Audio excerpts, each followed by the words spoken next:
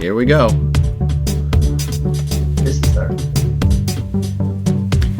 This is me live here. The rest is a recording. Oh, that's cheesy. Oh, that's even more cheesy. That's very catchy tune. Thank you. Try to make this look good here. Very jazzy. Well, welcome to the Saturday service. This is Season 2, Episode 5, otherwise known as the 57th week we are doing this. I'm Rabbi Brian, and I'm here with my friends on Zoom. Hold on one second. Friends on Zoom, say hi to the other people. And you can say hi with no echo today. Hi. No. Hi. All right, well, there we are. This is an interactive type of service, and we're going to start straight off with a quote that I sent out ahead of time for us to look at, and it looks like this. When you plant lettuce, if it does not grow well, you don't blame the lettuce. You look for reasons it is not growing well. It may need more fertilizer, more water, or less sun. You never blame the lettuce. All right. Now, Bob, you sent me an email ahead of time saying, Rabbi, I'm afraid I won't be able to participate today because I don't know anything about growing lettuce. Bob, are you going to acknowledge that? Yes. Say that again, Hannah. I said, who doesn't know anything about growing lettuce? Well, Bob is about to learn that this is not actually about growing lettuce. If any of you thought this was only about growing lettuce. And the quote that Thich Nhat Hanh said, well, let's start with the part that we have there because it's a much longer quote than just that. Grow anything. He said, when you plant lettuce, if it does not grow well, you don't blame the lettuce. You look for reasons it is not doing well. It may need fertilizer, more water, or less sun. You never blame the lettuce. All right, so let's just take this on a straight level first. I have a garden going here. Guess what? We started from seeds, tomatoes, lettuce, and something else, and snap peas. We started from seeds. Guess which one of the three did not grow at all? Lettuce. It was the lettuce. Apparently my garden had read the Thich Nhat Hanh quote, the lettuce did not grow at all. Whose fault is that? The lettuce's or mine? Obvious. Bad lettuce. It was bad lettuce. That's exactly what I was going for, Al. Bad seed.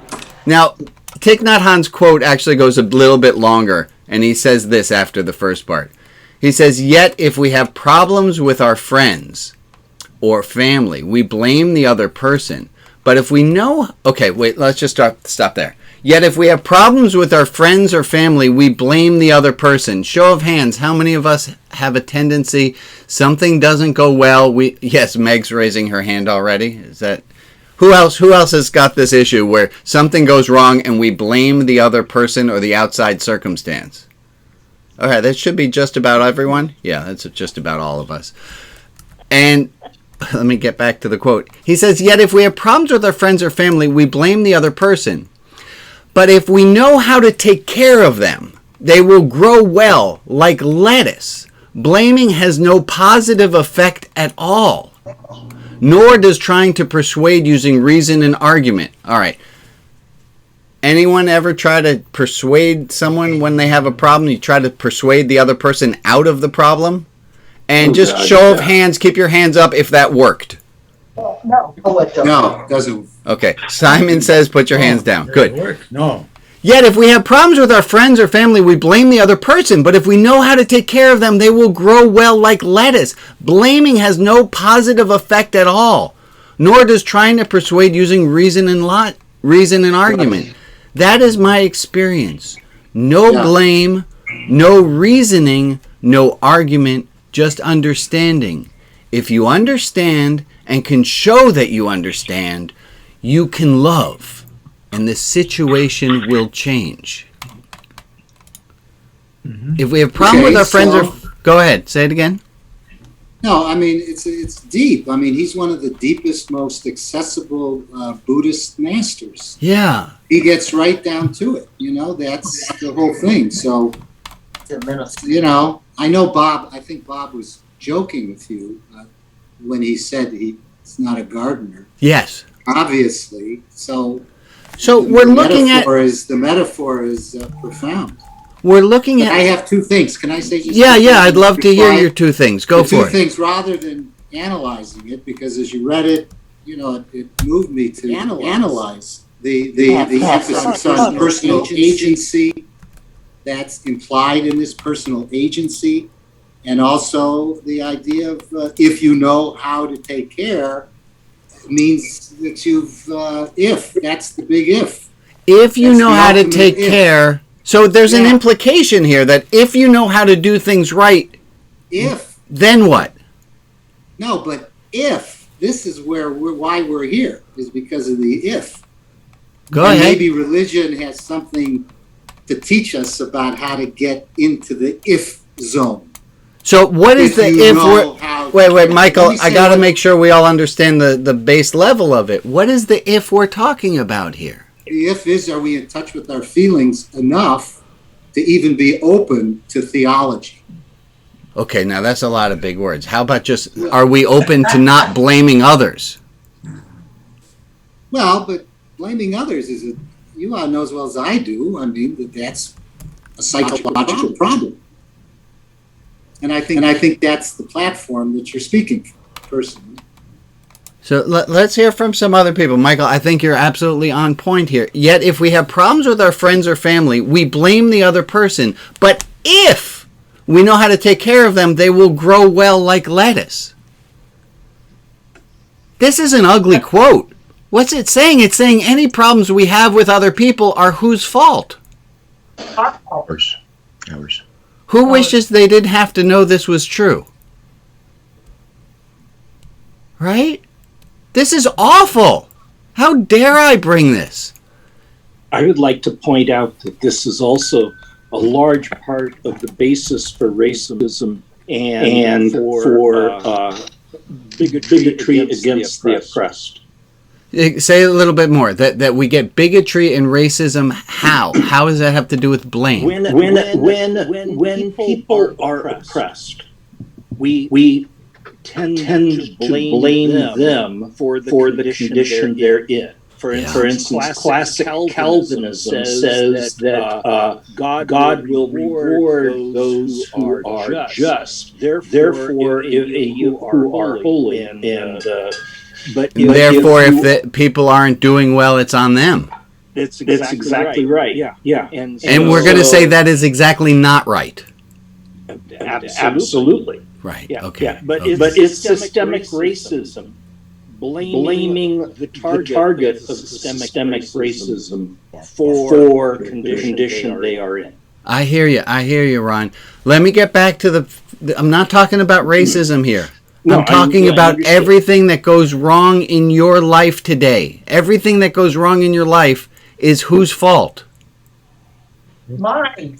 It's all who said mine? Okay, it's all Rita's fault. Thank you, Rita, for volunteering that. I feel a little bit better. Bob, you have a comment or question? Go for it.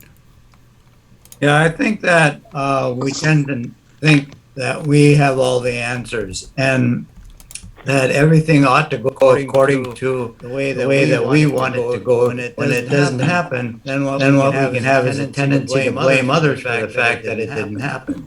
And it was only that it didn't happen according to the way that we thought it ought to go. Right. I knew you knew it wasn't about lettuce, Bob. Yet if we have problems, we blame others. I think we could end our whole service here. That's enough for today. All right, good night. Goodbye. Enjoy the bar mitzvah. Thank you. Anybody who we haven't heard from, what does this quote mean to you? When you plant lettuce, if it doesn't grow well, you don't blame the lettuce. And if we have problems with our friends or family, we blame them instead of putting the blame where it should be. Well, Go Kip, and then Al, then Kip. Go for it. Well, I think we're probably on the same line because friends and family are thinking sentient human beings, unlike a lettuce. So I think the aspect of blame is kind of not feeling great to have it in there at all. To use the word blame? To use the word blame, to even to claim ownership of the blame. Now, if you're disappointed, if you're hurt, well, even then, I can't say that. I mean, we've all been in relationships with family members that have done really horrible things. And, well, maybe not all of us, but a lot of us have. And that hurts. And I don't know that blame is the right word on either part, but it feels like blaming yourself because your lettuce didn't grow right when you've got situations in your family doesn't feel reasonable either. Yeah. Okay. This might be, we might be pushing it a little bit too far in this quote, I think so. But it's opening our eyes to something that we might not want to have seen. Al, and then Wendy and Ann. Yeah, I just wanted to challenge, we did the whole raise our hand if blaming other people worked for us. Yeah. How about we all raise our hand if blaming ourselves worked for us, made the relationship magically better? All right, show of hands, how many people have found blaming yourself works? That's pretty quiet. No. Okay, very few people. Thank you, Al. Wendy, what say you?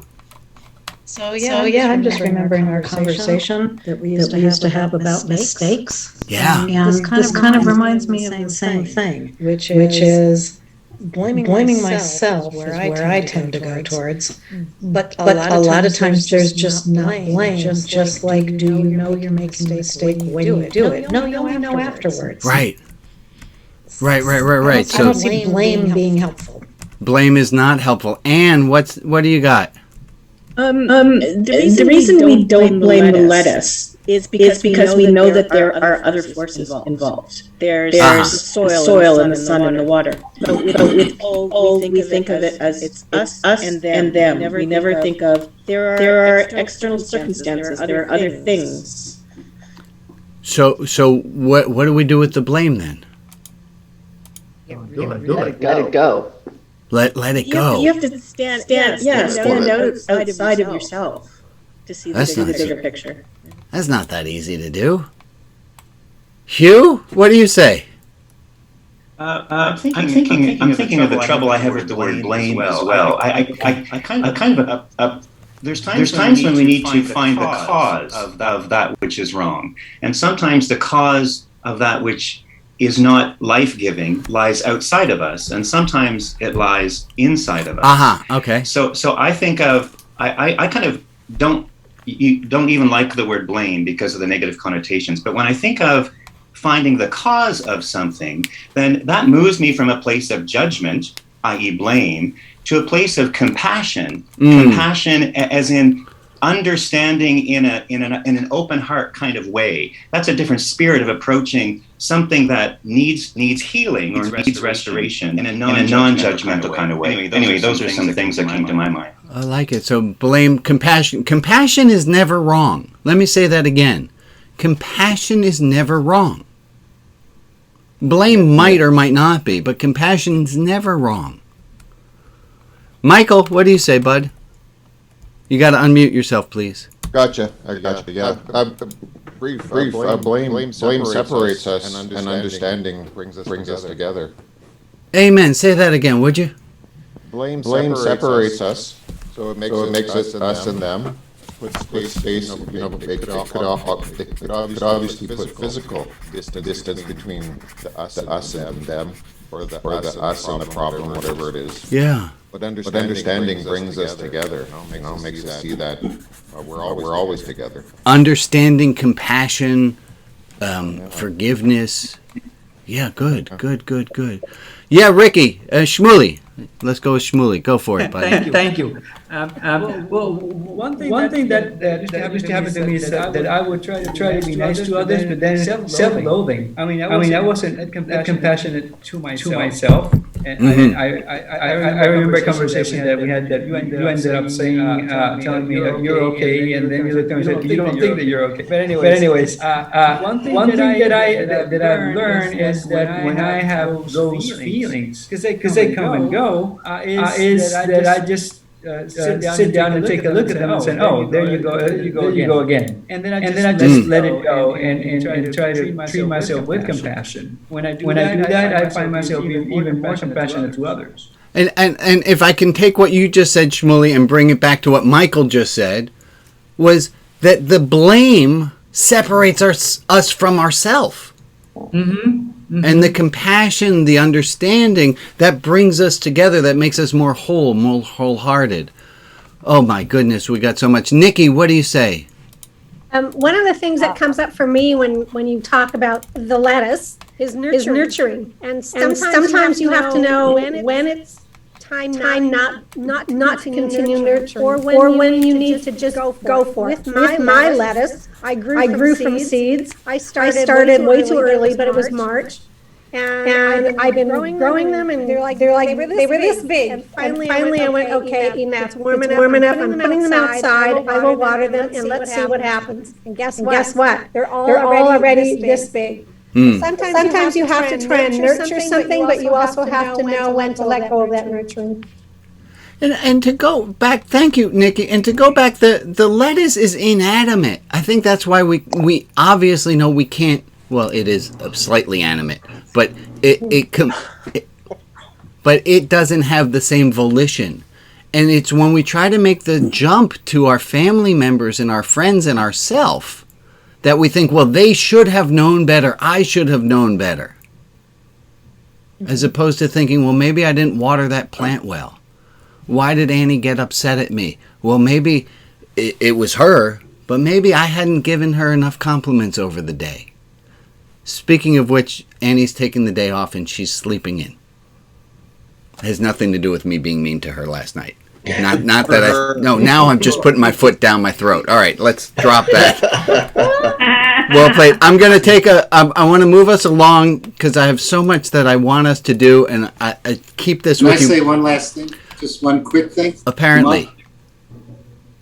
Go for it. Can I say one last thing? Do it. Very quickly. It's just a question that I wrote down before the class started here. And that is, what makes these sayings, not just this one, but all the sayings that we deal with, relevant to a religious life?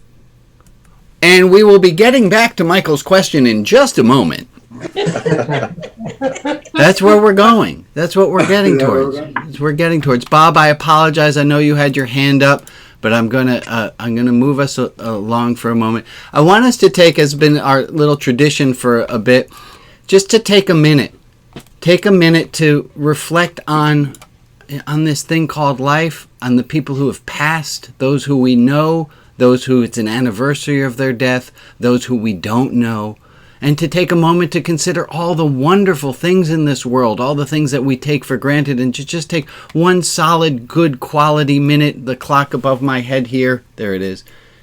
Let's start at 20 seconds and just take a minute.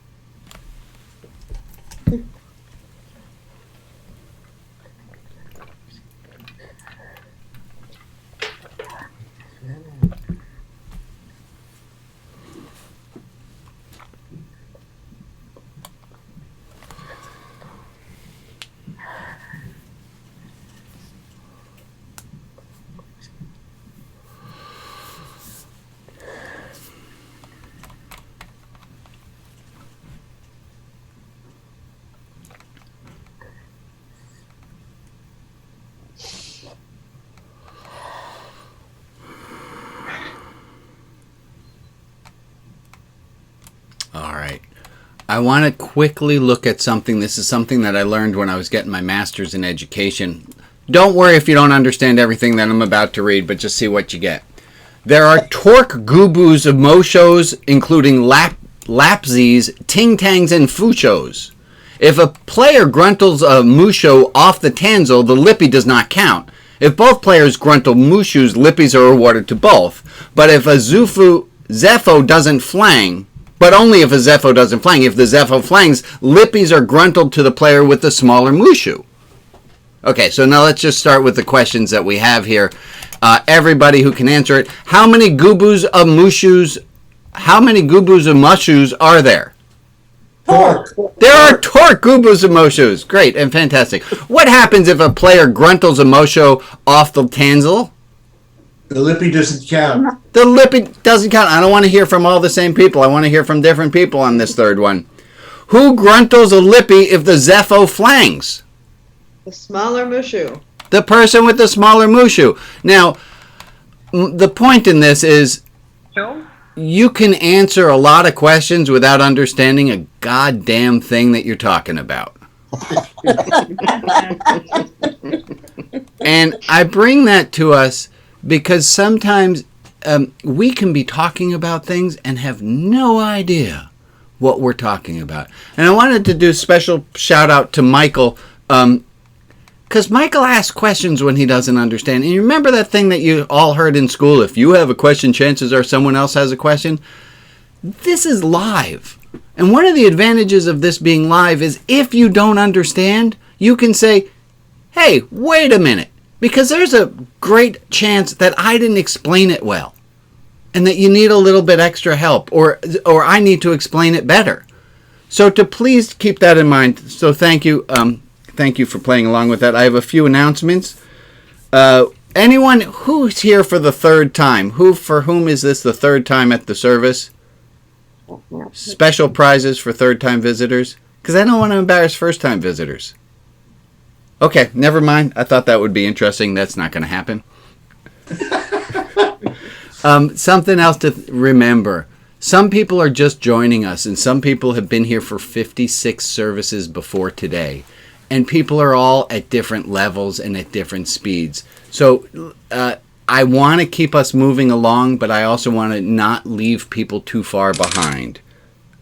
That also being said, attendance is not required, not even my own. You don't need to be here. Some of you are very dear and send me an email saying, Rabbi, I won't be able to be at services. I'm so sorry. Fantastic. Like, I'm glad to get your email, but you don't have to be here. And there are going to be weeks, I'm looking up in August, we might go on a family trip, and I might not be here, but I'll put somebody in charge. And when I put somebody in charge, I've been thinking about this, it's much like when I had a classroom. I would always say to the kids, how you treat the substitute is a reflection on how you treat me. So let's be good there. I might. Oh, we have an announcer already. I have two questions. One, I was thinking. Now, I just need like an honest feeling from the group here. I was thinking about offering. That's a weird word for what I'm about to say. But I was thinking about offering an exam of like something that would have here. What are the 5 to 6 stages? What are the 5 to 6 elements of a religious life? And I could put on all of these are all the topics that will be on the exam. And the reason I would put it in the exam there, it's just not the right word, but it's really just a sense of, do you know this stuff? And do you want to test yourself if you know this stuff? And would it be beneficial to you? The same way that for any class, if you cram something in and you learn it, you know it then. Would that be something that anyone would be interested in doing if there were a little like religion outside the box test? Okay, those people, thank you very much for the show of hands. And no, you don't have to do it. And give me a total, like, no, Rabbi, I have had enough. I don't need any more tests in my life. Thank you very kindly. I'm interested only if you send the answer sheet with. I will send the answer sheet afterwards. No. You want the answers ahead of time? No. That's okay, silly. so that Michael wants an open book. No, we can do open book test. We can do that. And one of the things, and I have to thank Anne and Maria and Kim, because they're going through all of the old services and figuring out, when did we talk about SML WPP?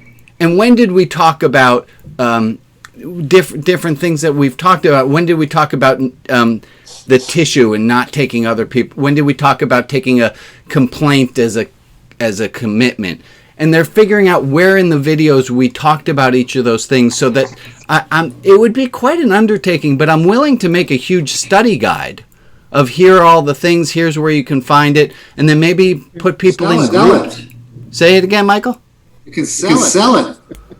On Etsy. Okay. Sell it. Fantastic. Now not only am I giving a test, but the answer sheet's going to cost you $5.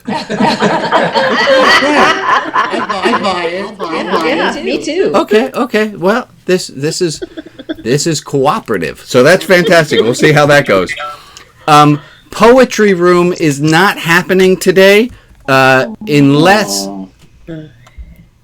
you who grunts the loudest and complains the most is the person who would like to run the poetry room today. Because Tom's not here, and Tom put somebody in charge of it, and she's sleeping upstairs. I can run the poetry room. We are going to be having a poetry room. Sherry will be running that. Thank you, Sherry, for doing I will that. take the ring to Mordor. Thank you for doing. Also, I could use if anyone would like to volunteer to help with the going back through the videos. You'll see an opportunity to do that later. And I also need to tell you guys something. And this is ick. Remember, I had a meeting scheduled with a literary agent. Mm-hmm. She had to cancel. And then it got delayed. And then it got delayed. She sent me an email that she had to drop all of her new folks. Oh. So I'm sorry. I was slightly crushed, and then I started calling all my besties, and I started putting it on them so they could carry some of the weight. So right now I'm without literary agent again. If anybody happens to know a literary agent who deals with progressive religious issues, boy, do I have some good stuff for them. So I wanted to share that with you. I'm a bit heartbroken there. Okay. It's very disappointing. It is really disappointing. I agree. Not surprising. But Not surprising. Not surprising, because the field you're developing. I was is not surprised. well popular. Well, it's not just that I've been hearing from several writer friends that, there was this big lull, and now all the publishers are going, "Ooh, we've got to get all this stuff out there." So they're kind of like rats in a wheel right now. Yeah. Right, because of the pandemic. A lot of disorganization happening. Well, rats indeed. So, Oh. that. Giving your heart a hug, Rabbi. I'll take a big group hug. Thank you guys for the support. I appreciate. You know what? I'm actually let me stop being an asshole and let me actually look at the screen, and I'm going to take in all the love from all you people. Thank you. And our friend Emily taught me this. If you don't remember it, Swallow. and when you get a compliment, and thank you for the hearts. To take a swallow, just to take it in. So thank you. That's appreciated. Yeah. Here. Okay, exam time. Now I did tell you that I told you about this. I need to see everyone's hands for a moment. Can I see your hands, please? Hands up. Hands facing you. Close your fists. Oh no. Pinky thumb, pinky thumb, pinky thumb, pinky thumb. Who's got it? Pinky. Whoops. Okay, folks, stop. All right, time for me to lower the boon a little bit. No, it's. I had asked people. I had given this little exercise to do where you put your pinky thumb out, pinky thumb, and I said this is just going to take practice. This is not anything anyone needs to do, but it's going to take practice. And I want next week. I know this is dumb. This has nothing to do with your spiritual life, but it has everything to do with your spiritual life. I want you to learn what learning feels like on something that's completely unimportant. And that's this. I want you to learn what does it take to develop a new habit. Because when you're doing this, you're practicing and you're learning to hear whatever voices it is inside your head that are saying, schmuck, you should have practiced more. Or whatever voices, so that when it comes to something more important, like not blaming yourself, I'll put it this way. Emmett, every time we go for a drive, he goes, it's always faster on the way back. Yeah. It's always faster on the way back. Why? Because you know what to expect. It's always faster the second time because you know where you're going. It's easier to learn when you know what all the stumbling blocks to your learning are. So I want you to practice this. And next week when I say, all right, who's going to be able to be spotlit and do pinky thumb, I want you to feel what it feels like to be under that pressure and to watch yourself go down a stage of learning. If you'd like a different example of it, I was talking with somebody recently. We had a great conversation. I said, no, I'm going to drop that part out. Never mind. This is you need to be willing to take a risk. And we had one of our younger friends last week said, you can't get to a number 5, being able to do it perfectly, unless you're willing to do it at a level 1 first. You can't get to a 5 without a 1. Right. And if you're not willing to work at it and suck at this at first, how are you going to get better at change when it has to do with something big? If you can't accept the small things, how are you going to accept a large thing? This is a quote from Shantideva. He said, I'll train myself with things that don't matter so I can get better at the things that do. Practice this. Y'all get it? I've blabbered enough on that. Hannah, you have a comment or question? I was wondering if anyone practiced the shoe thing. The what thing? The shoe. The shoe. Where you have to put your foot in the shoe you don't usually put your foot in first. Did anyone try that?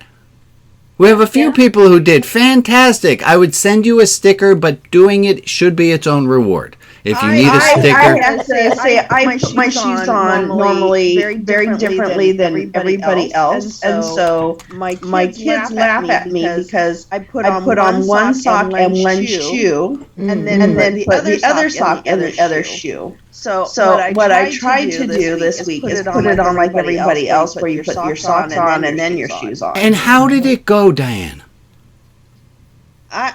It doesn't really make a difference to me. I'm usually a very flexible person, and it was like, I just noticed it was a little bit different.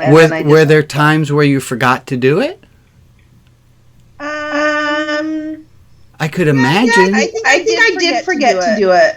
Right? And now look at that. Look at that.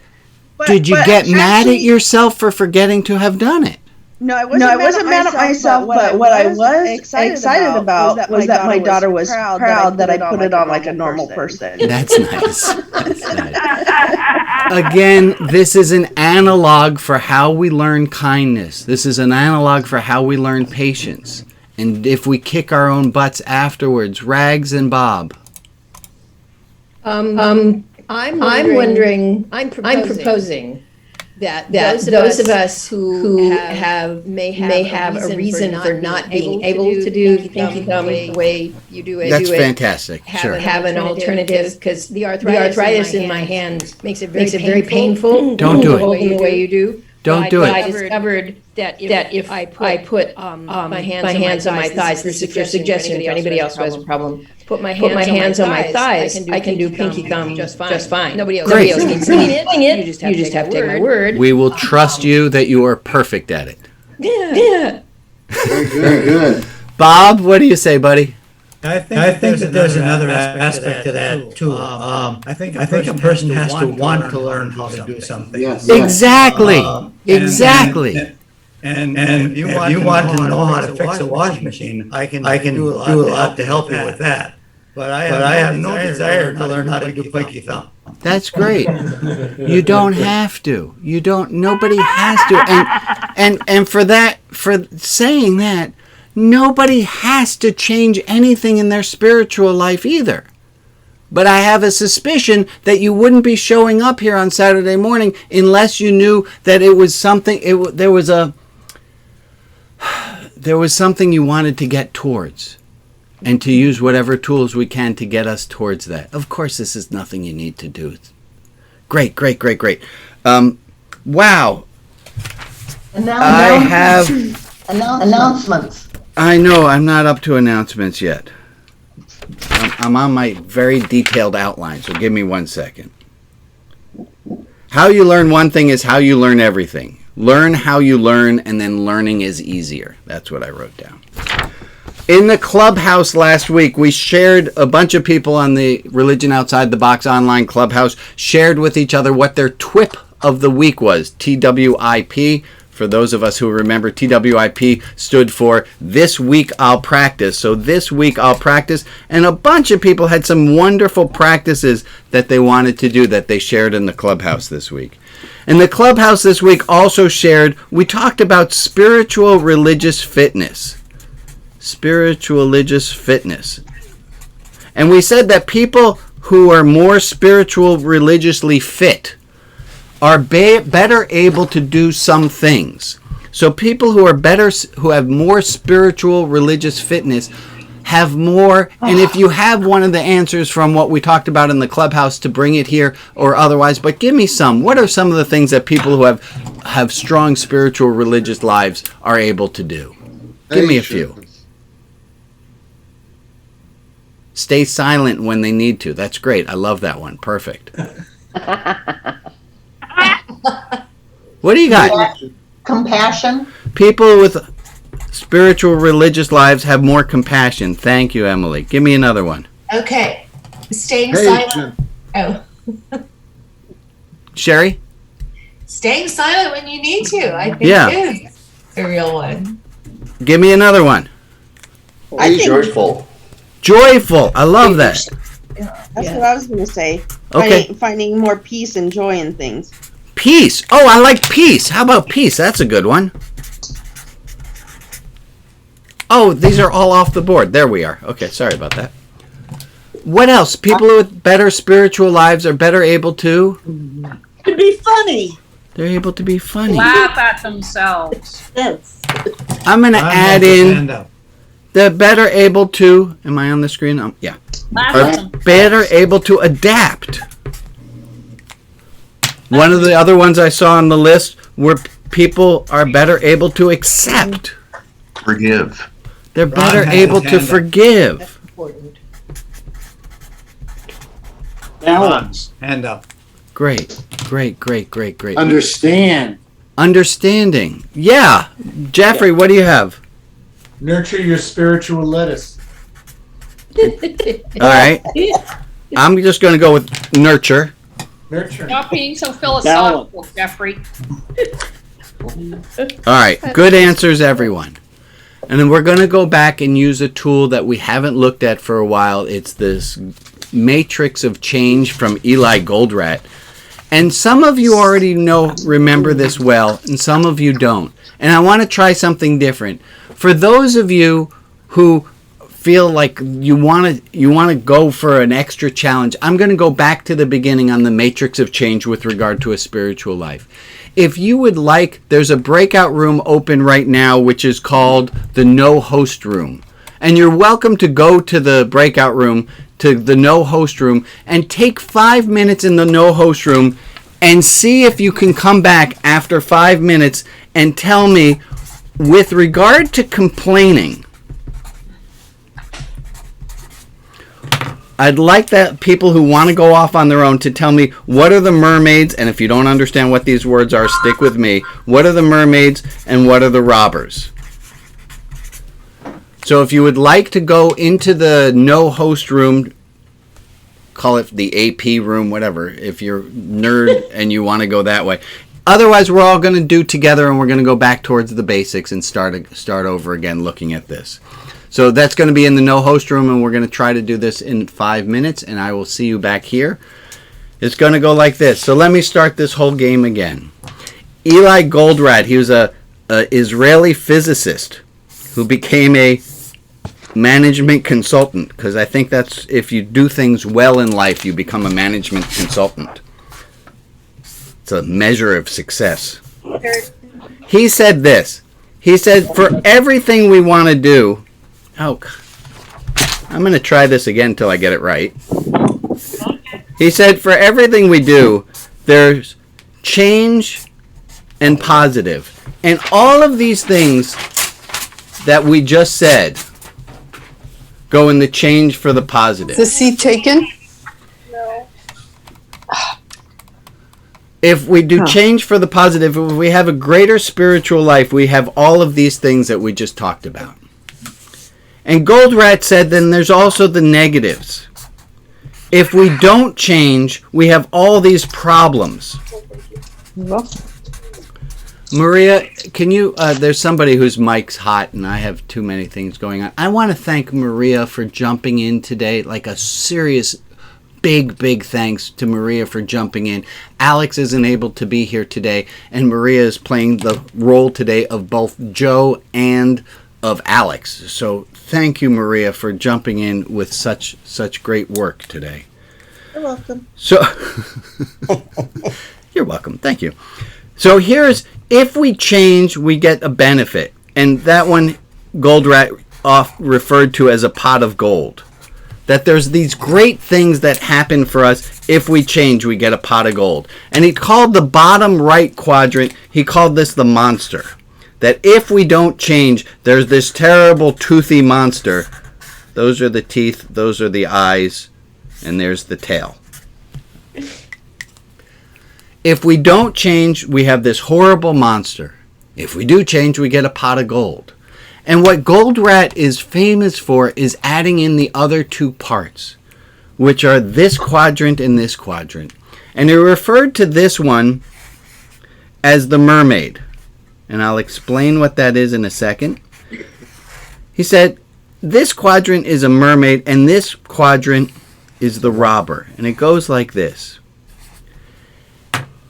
In our current reality, no change, current reality, sure we have problems, but we also have a friend who's a mermaid.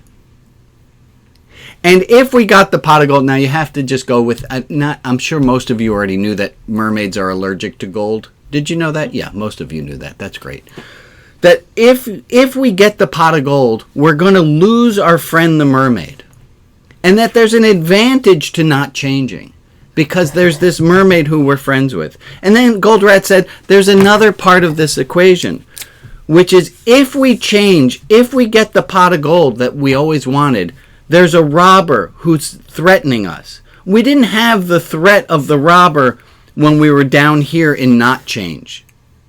We didn't have a threat of a robber. Sure, we had a monster, but we didn't have a robber. You only have a robber once you have the gold.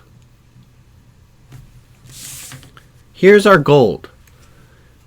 Our spiritual religious life, we will be more nurturing, more accepting, funnier, more forgiving, quieter, more peaceful, compassionate, more understanding, more adaptable, and more joyful. And I want us to take a moment, and we're not going to look at what all the problems of not having a spiritual life are. I want us to take a moment and think, if we become all these things that we're talking about here, what are some of the things that we might lose? We might lose something if we become this spiritual person that we dream about being, that we get that pot of gold and we are this spiritual, adaptable, all these goodness things. There is some current reality that we have to lose. I'll give one example. If I become this person, I am going to have to lose some of my anger. Now, why is anger a mermaid? Because anger feels really good. It's really cathartic to and yell at someone. It feels great. It's not sexy. It's not like you're not going to win any awards for it. But it feels really good to get angry. And if we become more spiritual, we might have to give up some of our anger. Okay, that having been said, let's see if we can figure out some of the other parts. What are other things that we would lose that we currently have in our current reality? What are some things that we would lose in our current reality? And what are some things? What are some? Yeah, go ahead. I heard an answer, and I'd love to. Security. We might lose security. Blame. We might lose our ability to blame. We were just talking about how blame is such, right? We might not be able to blame anymore. And we might give me them again. Fantasy. We might have to give up fantasy. We might have to give up being a martyr, I heard someone say. The sense of me as the center of everything. Oh my God. Who wants to give that up?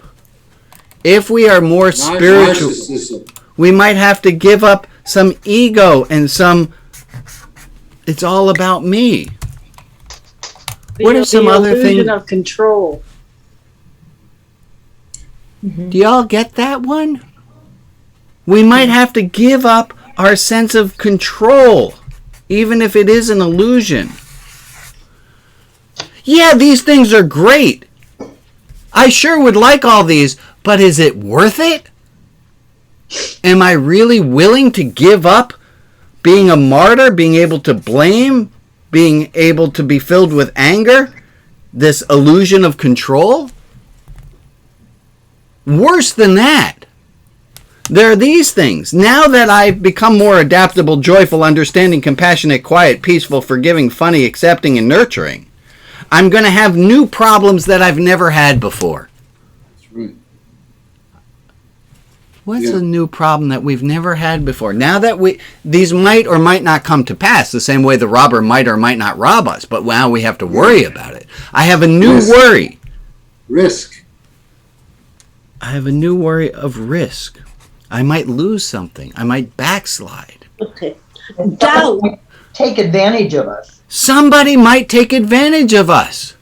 We didn't have that problem when we were bastards. But we might have this problem of being taken advantage of. Give me other ones. Being open to other people's pain. Oh, I love that one, Rags. And I heard, well, first I heard doubt. We might now have a doubt that we never had before. Down here we had certainty. Now we're going to be filled with some doubt, which is hard to do. And Rags, you were saying, say yours again, please, please, please. Being open to other people's pain. If we become more spiritual, we might experience more pain. I think it's really, really important for us to look at these things so that we know what it is we're getting into.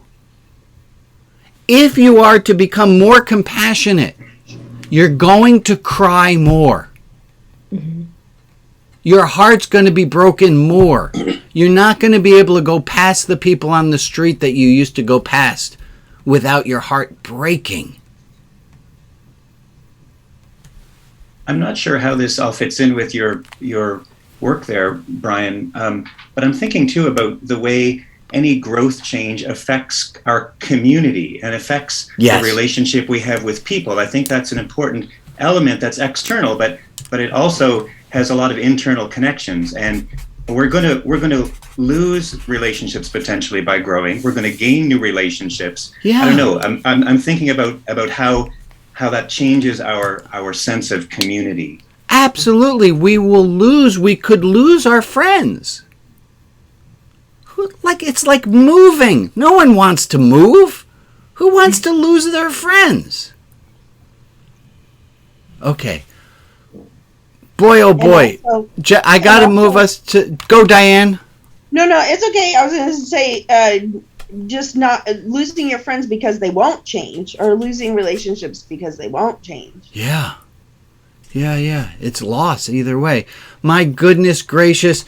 I'm going to burn through the announcements. Jeffrey, I owe you. Next week, you're on announcements. I apologize. But I got so much going on. The breakout rooms are about... Put this on your refrigerator. I didn't hear. I'm sorry. Put this on your refrigerator, this picture you drew. I will send it to all of you. How's that? Okay. I would love it. Okay. There's the attendee form and something I put into the chat. So if you take a look in the chat, I put in the Saturday service attendee form. And if you would like to make a donation to help this work happen, please do. The announcements very quickly. Most of them can be found on the attendees form. Then I did make sure to come to the clubhouse. I talked about the learning helpers already. Oh, nerds. Hi, nerds. If anyone really likes spreadsheets and analysis, I have a nerds only need. We have some spreadsheets about the stats of the Saturday service, and I sure could use some help figuring out from nerdy people. So if you put on the Saturday service attendee form, there's a button to click so that I know you're interested. Maria's hosting the main room in Donuts. Deep Dive will be with Kip. You're running? With Kip. The poetry room is with Sherry. God bless you, Sherry. Thank you for doing that. So please stick around. And that's going to be the fastest I've ever done the announcements. Good for me. All right. What are you taking with you today? What are you taking with you that you're going to take with you for the next week? Here's our chance for our TWIP. This week I will practice. This week you're going to practice, or you're going to contemplate and think about. I'd love to hear from 2-3 people. What are you taking with you this week? What are you taking with you? You're taking the importance, I'm going to translate it the way I want to, the importance of practicing. That the practice of anything is your practice of everything. The way you learn anything is the way you learn everything. And if in laboratory conditions you can learn something and fight with yourself about learning it, you're going to be doing the exact same process about learning patience or any other goodness. Thank you, Rob. Something else? Trust your questions. Say it again, Michael. Trust your questions. Trust your questions, yeah. Don't blame the lettuce. We're going to remember this week that the blame should be, we should first look where? We should first look at ourselves before and we should have a curious stance when it comes to blame and think, is this proper, or am I blaming lettuce? Thank you for putting it so succinctly, Jordan, so I could expound upon it. What else are you going to take? What else did you take from today? I took something. I wrote it down because I so liked it when Michael said it, and I don't know what I did with it. It was about that compassion brings us together. I wrote it down because I wanted to remember it somewhere here. That compassion brings us together, and that blame separates us, if even from ourselves. That compassion unites. I love that idea. And I'm going to try to think about that this week, of every time that I'm feeling separate, and could I apply some compassion? Okay, give me another one because I have a story that I will tell you. Okay, I'm going to just tell you the story because I'm totally excited about it. Guru is walking in India followed by some disciples. And they walk past two people shouting at each other really loud. And the Guru says to the disciples after they pass, why were they shouting if they're physically so close?